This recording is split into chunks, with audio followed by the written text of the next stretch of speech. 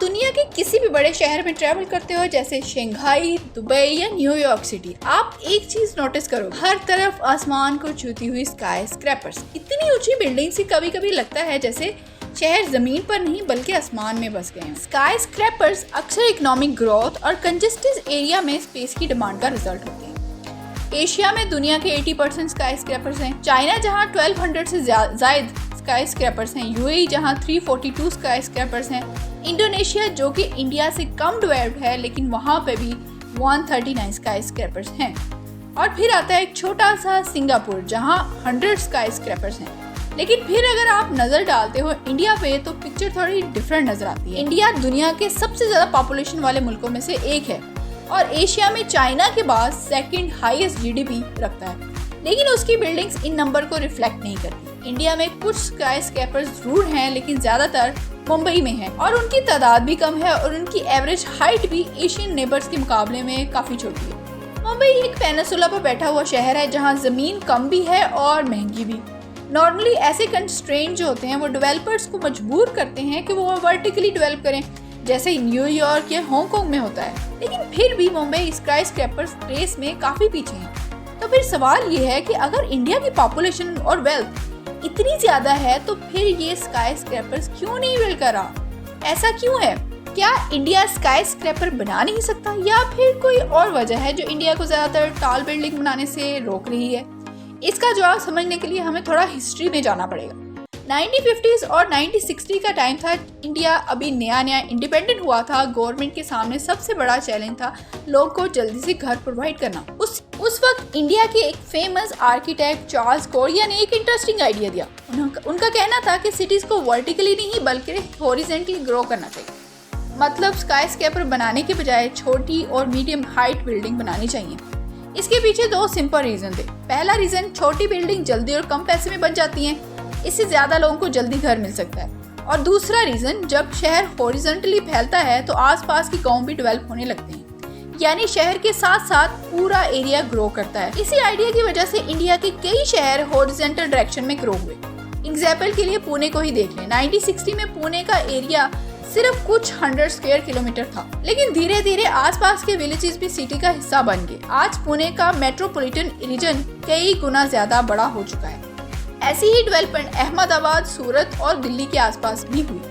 लेकिन sky scraper कम होने की सबसे बड़ी वजह एक टेक्निकल रूल है जिसे FSI कहा जाता है। FSI का मतलब होता है फ्लोर स्पेस इंडेक्स।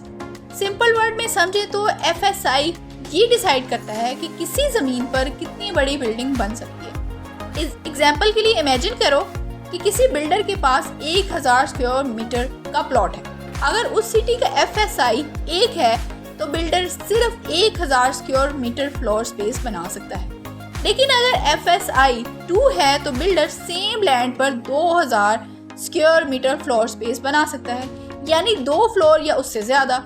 दुनिया के कई बड़े शहरों में FSI काफी हाई होता है, जैसे मैनहट्टन के FSI अराउंड 15 है, इसीलिए वहाँ दुनिया की सबसे ऊंची और यूनिक बिल्डिंग्स खड़ी हैं। लेकिन इंडिया के कई शहरों में हिस्टोरिकली FSI बहुत लो रखा गया है। एग्जाम्पल के लिए मुंबई ले लें।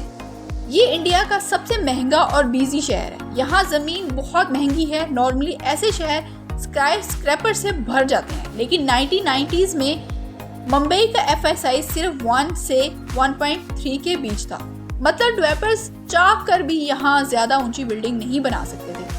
2022 में जाके रूल्स को थोड़ा रिलैक्स किया गया और FSI को 2.5 से 5 तक इंक्रीज किया गया, लेकिन फिर भी ये दुनिया के कई शहरों से काफ़ी कम है।